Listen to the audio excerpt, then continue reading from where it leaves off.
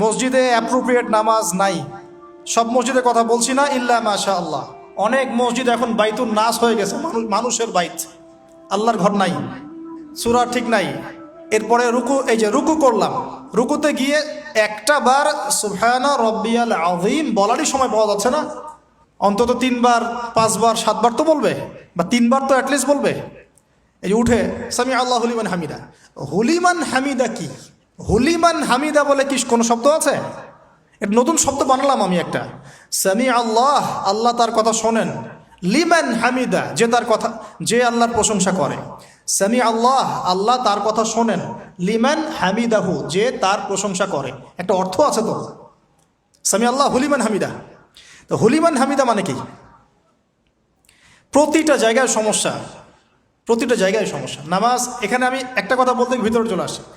নামাজের আমাদের তাজকিয়া উঠে যাচ্ছে, আধ্যাত্মিকত্ব পাচ্ছেন না। আপনি নামাজ নিজে পড়ে নিজে ফিল হচ্ছেন আপনি নামাজ পড়েছেন।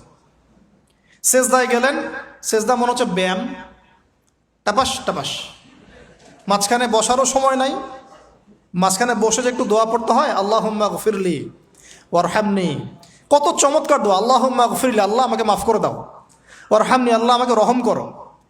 ওয়াফিনি, আমাকে নিরাপত্তা দান করো। ওয়ারজুকনি, আমাকে রিজিক দান করো। এই তো দোয়া।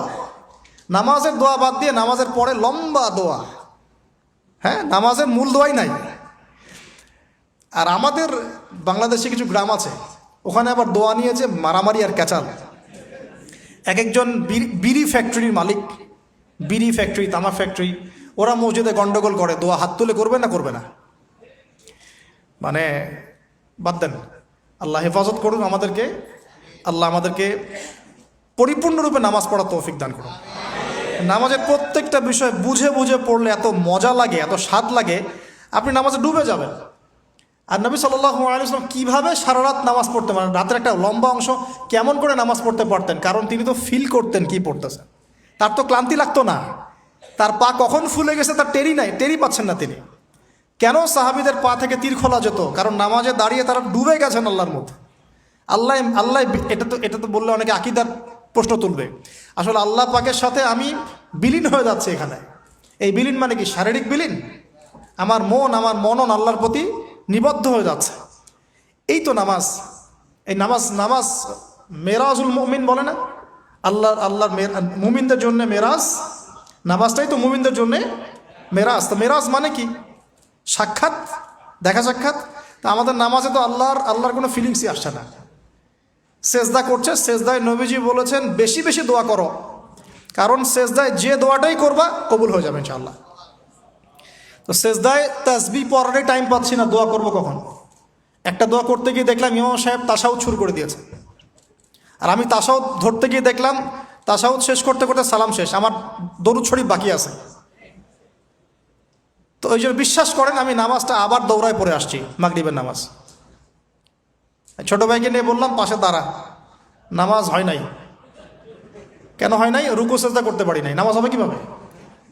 এক ওয়াক্ত নামাজ চলে গেল। এই এক ওয়াক্ত নামাজ কি আমার জীবন আবার ফিরে আসবে কিনা?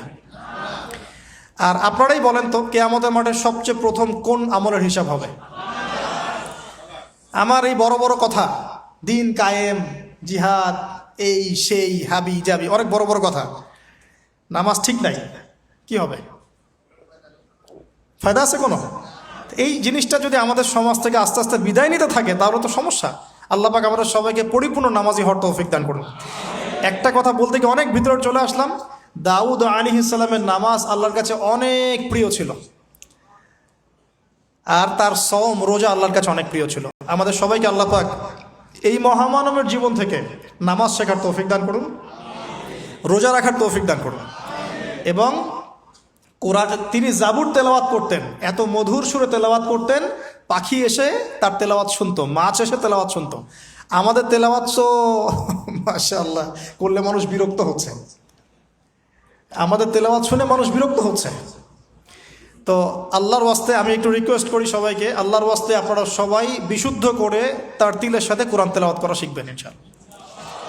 1 বছর সময় লাগে লাগুক, 2 বছর লাগে লাগুক, 3 বছর লাগে লাগুক, এতে ইনশাল্লাহ জীবনে বরকত হবে, হায়াতে বরকত হবে, রিজিকে বরকত হবে, আল্লাহর সাথে কানেকশন থাকবে, কোরআনের সাথে আপনার সম্পর্ক থাকবে। কোরআন কাল কিয়ামতে আপনার পক্ষে সাক্ষী দিবে ইনশাআল্লাহ। আল কোরআন হুজ্জাতুল লাকা ওয়া আলাইক, কোরআন আপনার পক্ষে সাক্ষী দিবে বা বিপক্ষে সাক্ষী দিবে। আল্লাহ রসুল বলছেন লা হাসাদা ইল্লা ইসনাতাইন, দুইজন ব্যক্তি ছাড়া কারো প্রতি ঈর্ষা করা জায়েজ নাই। এক, রজুলুন আতাহুল্লাহুল কোরআন, এমন একজন ব্যক্তি যাকে আল্লাহ পাক কোরআন দিয়েছেন, সুবহানাল্লাহ। ইয়াকুমু বিহি আনা আল-লাইল ওয়া আনা আন-নাহার, যে কোরআন কেন্দ্রিক, সে দিনের বেলা আমল করে, রাতে তাহাজ্জুদের নামাজ পড়ে। আরেকজন ব্যক্তি রজুলুন আতাহুল্লাহু মালান, একজন ব্যক্তি যাকে আল্লাহ পাক সম্পদ দিয়েছেন, ইউনফিকু বিহি আনা আল-লাইল ওয়া আনা আন-নাহার, এই টাকা পয়সা মাল সম্পদ ইসলামের জন্য সে দিন রাত খরচ করে। এই দুই ব্যক্তি ছাড়া অন্য কারোর প্রতি ঈর্ষা করা জায়েজ না। আর এগুলো হাদিস তো অনেক শুনেছেন, প্রত্যেক হরফে 10 নেকি করে পাবেন। কোরআন আপনার পক্ষে সাক্ষী দিবে। সূরা বাকারা, যে ঘরে তেলাওয়াত করা হয় সূরা বাকারা, শয়তান সেই ঘর থেকে দূর দূর করে পালিয়ে যাবে। সূরা আলী ইমরানের শেষের 10 আয়াত মুখস্থ করবেন, সূরা বাকারার শেষের 3টা আয়াত মুখস্থ করবেন, সূরা হাসরের শেষের 3টা-4টা আয়াত মুখস্থ করবেন, সূরা কাহাফের প্রথম 10টা আয়াত মুখস্থ করবেন, সূরা কাহাফের শেষের 10টা আয়াত মুখস্থ করবেন। এরকম অনেকগুলো সূরা আছে। সূরা